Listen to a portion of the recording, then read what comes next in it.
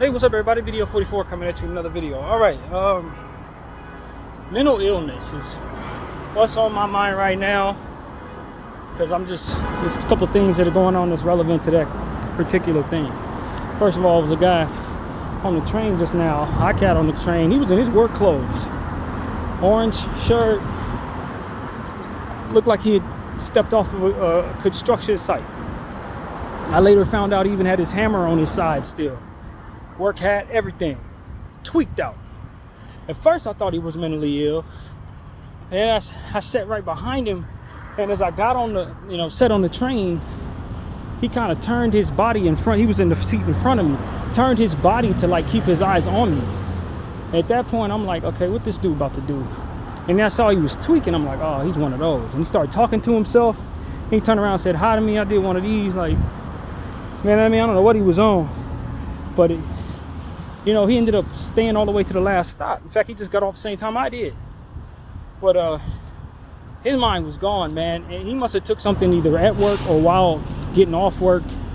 I can't imagine he was that high while he was working, because he couldn't function. There's no way he was going to be able to function doing anything professional in that mindset. So he had to either taken it before he left his shift. Somebody probably gave him something.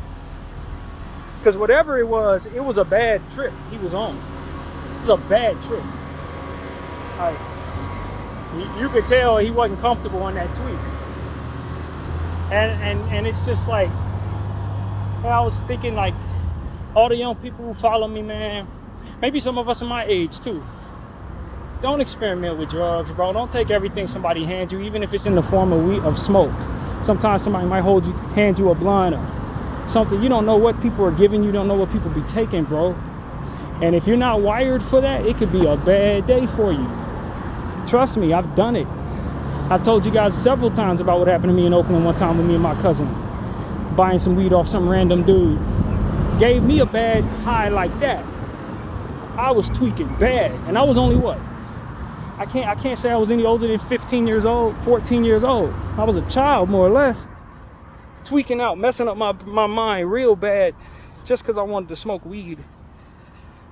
They had no intention of taking nothing stronger, but you best believe there was something else in there. I don't know if that's his story or if he's strung out like that, but that dude was tripping, man. He was having a very, very tough time. Drugs was kicking his ass. I say that with a lot of confidence. So yeah, that's not much on mental illness, but affects the mind, to say the least.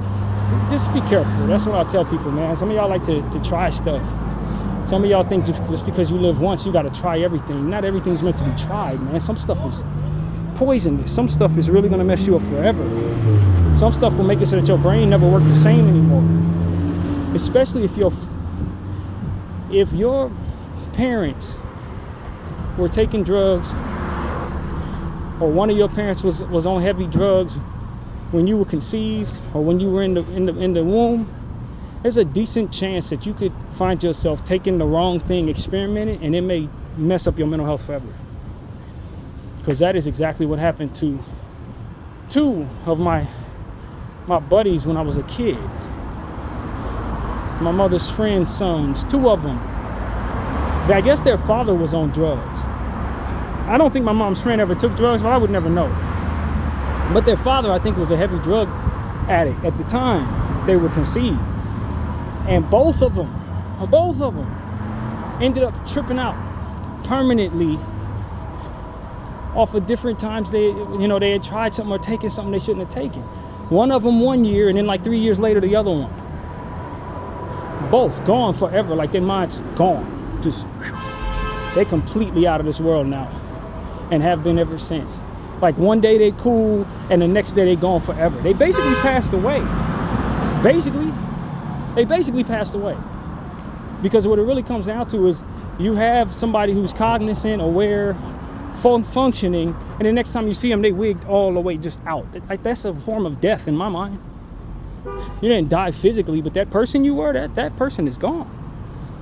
That person who could function, that person who could reason and rationalize and be functional, yeah, that's over with. Just because they tried something, just because they took the wrong drug. One time, both of them, one time trying something, over with. And the same thing happened to my ex-girlfriend's brother. But he wasn't trying drugs. This dude was trying some type of supplement under the table though, some type of street, something you would get on the street, but it's supposed to be for helping you with your workouts. It's like some type of performance enhancing drug. He took it and he was never the same. It wigged out his brain. I don't know what they put in that stuff. I don't know exactly what it was, but he took it when he was trying to lose weight, get in the gym, and he just started wigging out. Not too long after he took that, it just short-circuited his brain. And he's been gone ever since. And this was somebody who was very under control. This was somebody who I had actually seen a couple times. I had never actually met him formally, but I had seen him a couple times. When I'd be on the phone with her, I'd hear him in the background. This dude had his life together. In fact, he was a writer. He was writing on some NBC show. Like, this dude had his life together. He wasn't no scrub out here in no kind of way. He wasn't no drug addict, didn't smoke, didn't drink, didn't do none of that. But he decided he wanted to take something that somebody had gave him at the gym. And I don't know, who knows what chemicals were in it. And it did the same thing to him that it did to my mom's friends. He was never the same. He was gone after that. Just like deeply, deeply mentally ill. And so I'm just telling y'all, be careful with you know. Your mind it's terrible things to race, as they say. Very cliche, but very true, man. And so if you're following me, just take this testimony, man. Take it from somebody who's made a mistake. And luckily enough, I was able to come back from it. Trying smoking the wrong thing with the wrong person, it left me temporarily insane. But it was a very bad trip, man. Very bad trip for me. Let's be careful what's out there, man. Some of these drugs on the street, some of the drugs you'll find, you know, legitimately may not be wired for you, man. May not be wired for you. And another situation that does have to do with mental illness, I believe, was a lady, the story that's going around of this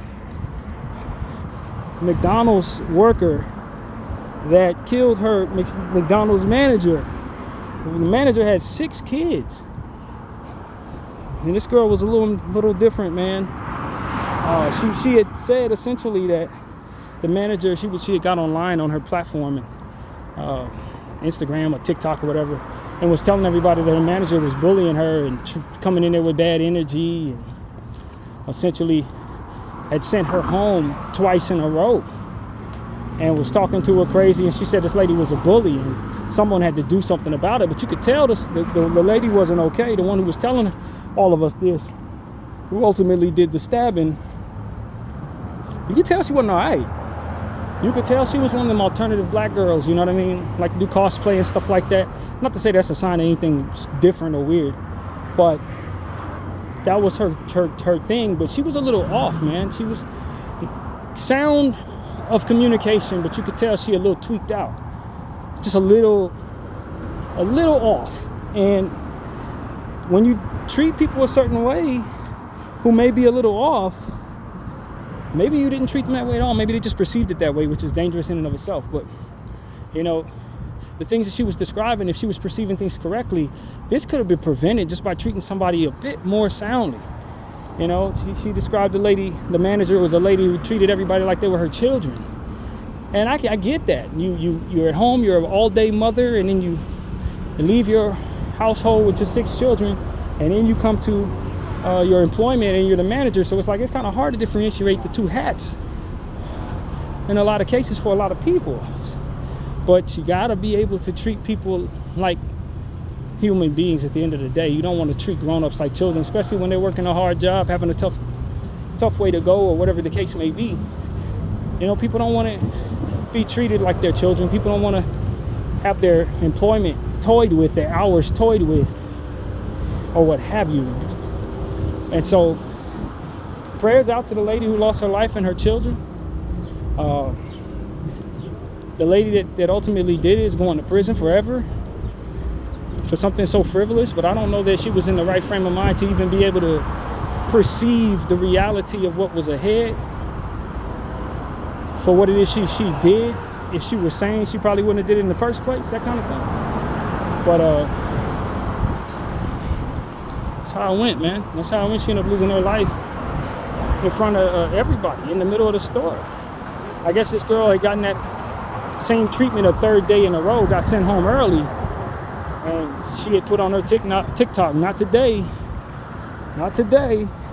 went back in there with a fully zipped up hoodie that you can zip all the way be over the head, and came in there and stabbed that lady. Killed her right there in the middle of the McDonald's. And so that was a tragic story that had to do with mental illness in my mind. It just, you gotta be careful, you gotta read the signs, you gotta read energy, man. And when somebody warns you, hey, you know, and they show you they ain't right, you gotta take that seriously the first time. You don't have an opportunity to protect yourself from mentally ill people who are angry at you twice. If they get you, they got you. And you're in the afterlife. You know what I mean? Like, so you gotta read energy properly. You gotta heed the signs. Some may be able to and be able to avoid circumstances like that. Others will not. And you know, it's tough because it's a McDonald's. They're gonna hire anybody, man. On that level, they're not interested in vetting people too properly to see how sane they are. If you speak like you got some sense, you can flip a patty and fry some fries. You can get the job. They ain't vetting you too hard, but I think maybe they should start after a story like this. Maybe you read the signs, and maybe you don't hire this chick. She a little off. She a little gone. So that was really what I saw there. Just a sad set of events, but seemed preventable, to be honest with you. Very preventable, man. And I just think that overall it should be a bit more common on how to behave in the presence of people who are not well. How to keep yourself calm, how not to, you know, awaken within them things that are going to turn them into something they're not supposed to be in your presence, potentially putting you and others at risk. We gotta make that more common, because at the end of the day, for those of us who are out here in places like Los Angeles, New York, big cities, mental illness is all around us, man. People who are drugged out of their mind are all around us. And we should know how to survive in that environment. We really should know what signs to look for and what things not to do. Because a lot of times in the presence of mentally ill people, I get a little frustrated because some people get frustrated with them and then make the situation worse. Rile them up and get them all wild up. You know, you end up having like two mentally ill people on different levels. One of them is on a short circuit and a short fuse. The other one's completely out of whack. One irritates the other one. Now you got a whole situation. I've seen that more than once in my life, particularly in Los Angeles on the train. So we gotta be careful around people, man. Not everybody's wired for our frustration. Some people have a nice threshold for what they should and should not do, and will be concerned about the consequences of their actions long term. Other people are not interested in any of that. They will crash out right now and sit in jail forever with a smile on their face, because that's how crazy they are. And so we need to be careful around those type of people, read those signs that are available to us, and try our very best not to make a scene worse with them involved in it. And you know, be careful who you talk to in whatever way you do, man. That's what we've had this conversation a billion times on this channel in different ways.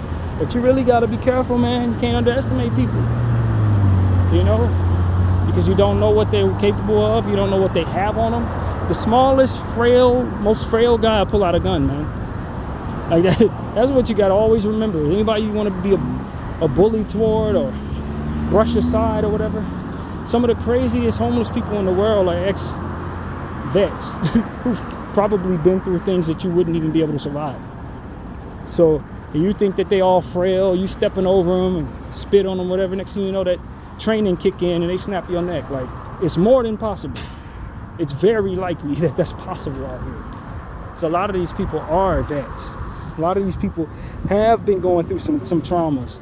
A lot of them are dealing with stuff out here that we're not wired for on a day-to-day that make them very dangerous, if bothered. Now, when you grow up in an area like this, or you grow up in an environment like the one I'm in, you kind of you just expect to see homeless people. especially if you're from Los Angeles now in this era. You expect to see homeless people, but I always expect that they're more capable than what they seem. Always.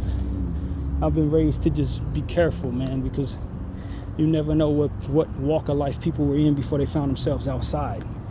You never know what karma led to them to this. Some of them were doing some horrible things and may have lost their minds because of it, you know? And so that is possible as well. Some of them, people have been trafficked and got away.